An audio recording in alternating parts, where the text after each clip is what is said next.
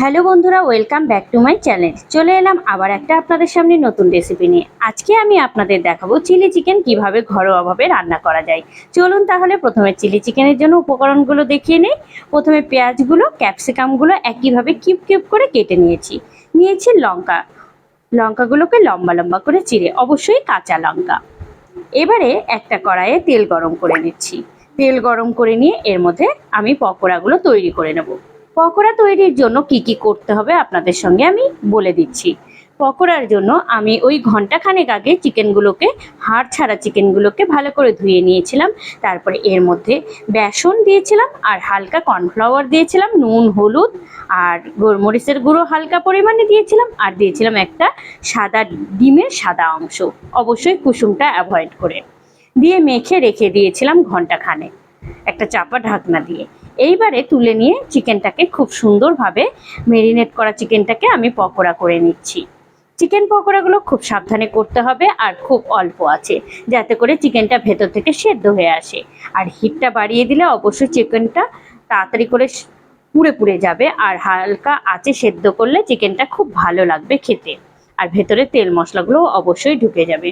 চলুন চিকেন পকোড়া তৈরি করতে করতে ওদিকে কি কি লাগবে উপকরণগুলো আরও একবার শেয়ার করি, আর বাকি যে উপকরণগুলো লাগবে সেগুলো আপনাদের সঙ্গে শেয়ার করা যাক।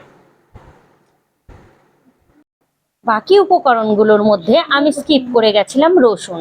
কিছু রসুন আমি কোয়া ছুলে নিয়ে ভালো করে এই ব্লেন্ডারটার সাহায্যে কুচিয়ে নিচ্ছি। আপনারা চাইলে বটিতে কিংবা চাকু দিয়েও কুচিয়ে নিতে পারেন। কিছুটা পরিমাণে কুচিয়ে নিলাম। আর এর মধ্যে নিতে হবে আরও কিছু কাজু আর কিশমিশ। আর আপনারা চাইলে এর মধ্যে চেরিও দিতে পারেন, খুব সুস্বাদু হয় চেরি দিলে। যাই হোক, আমার কাছে চেরিটা ছিল না, তাই আমি এই কয়েকটা উপকরণ দিয়ে চিলি চিকেন বানিয়ে ফেলবো। এবারে চলুন চিলি চিকেন বানানোর জন্য আর কি কি লাগবে আপনাদের সঙ্গে শেয়ার করা যাক। রসুন কুচানো কমপ্লিট হয়ে গেছে, আর লঙ্কাগুলোকে দেখে নিন, একটু বেশি পরিমাণে দিতে হবে, যেহেতু তাই চিলি না থাকলে ব্যাপারটা স্পাইসি হবে না।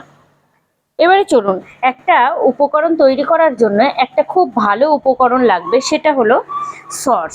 এখানে আমি দুরকম সস ব্যবহার করব, আপনারা চাইলে তার থেকে বেশিও সস ব্যবহার করতে পারেন। নিয়েছি সোয়া সস, আর নিলাম এখানে কিষান জেলের টমেটো সস।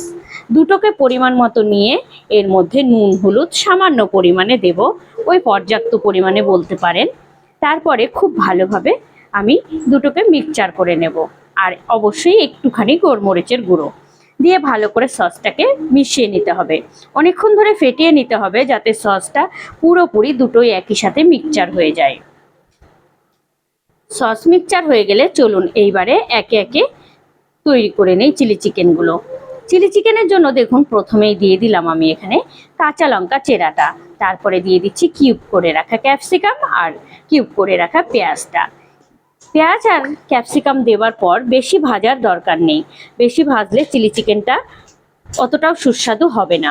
তাই এবারে একবার ওই নাড়াচাড়া করার পরে দিয়ে দিচ্ছি বাকি উপকরণগুলো, কিশমিশ আর কাজু আর রসুন কোচানোটা সম্পূর্ণ দেবার পরে সুন্দরভাবে নাড়াঘাটা করে নেব। নাড়াঘাটা করার পরে একটুখানি তেল অ্যাড করছি আমি যেহেতু প্রথমের দিকে তেলটা বেশি দেইনি, তাই স্পাইসি ব্যাপার আনার জন্য একটু তেলটা বেশি পরিমাণে দিতে হবে। এবার চলুন, আমার ভাজা কমপ্লিট হয়ে গেছে। এবারে আমি মিশিয়ে রাখা দুরকম সস আর নুন হলুদের মিক্সচারটা দিয়ে দিচ্ছি এর মধ্যে। এই উপকরণটা দেওয়ার পরে খুব ভালোভাবে এইটাকে কষিয়ে নিতে হবে, ওই বলতে পারেন 1 থেকে 1.5 মিনিটের মতো।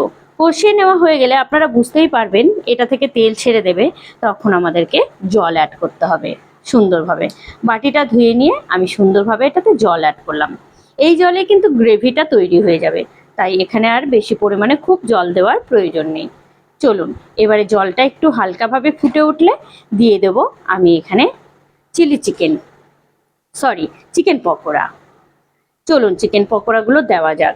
চিকেন পকোড়াগুলো দিয়ে মোটামুটি আমাকে 2 থেকে 4 মিনিট ফোটাতে হবে, আর খুব ডুবিয়ে দিতে হবে চিকেন পকোড়াগুলো ভালোভাবে, যাতে করে চিকেনের মধ্যে এই যে চিলি চিকেনের গ্রেভিটা ঢুকে যায়। চলুন এবারে একটা ঢাকনা ব্যবহার করা যাক। ওই 1 থেকে 1.5 মিনিটের মতো ঢাকনাটা রেখে তুলে নেব। তারপরে দেখুন কি সুন্দরভাবে কালার চলে এসেছে, আর আপনারা দেখে বুঝতেই পারছেন যে মোটামুটি চিলি চিকেন কিন্তু আমার রেডি হয়ে গেছে। এবারে আর দুটো উপকরণ বাকি আছে, চলুন তাহলে সেগুলো দেওয়া যাক।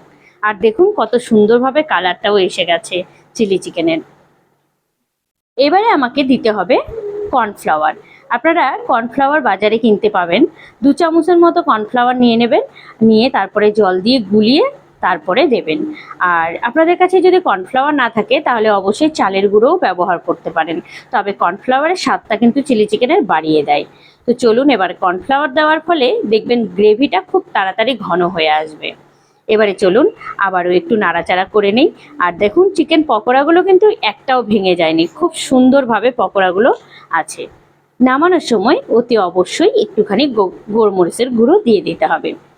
তাহলে রেডি হয়ে গেল আমার চিলি চিকেন। চলুন এবার নামিয়ে সার্ভ করে নেওয়া যাক। খুব সুন্দর কালার চলে এসছে, একেবারে রেস্টুরেন্টের মতন। চলুন দেখে নিন তাহলে, আমি এটাকে নামিয়ে নিই। খুব সুন্দরভাবে দেখুন নামিয়ে সার্ভ করে নিলাম। তো বুঝতেই পারলেন কত সহজে, কত কম সময়ের মধ্যে ঘরে বসে চিলি চিকেন তৈরি করতে পারবেন। এবারে চলুন নান কিংবা ফ্রাইড রাইসের সঙ্গে এটা সার্ভ করে দিলে আর কোনো কথাই হবে না, একেবারে রেস্টুরেন্টের চিলি চিকেন তৈরি হয়ে গেল। আজকের ভিডিওটা এ পর্যন্তই।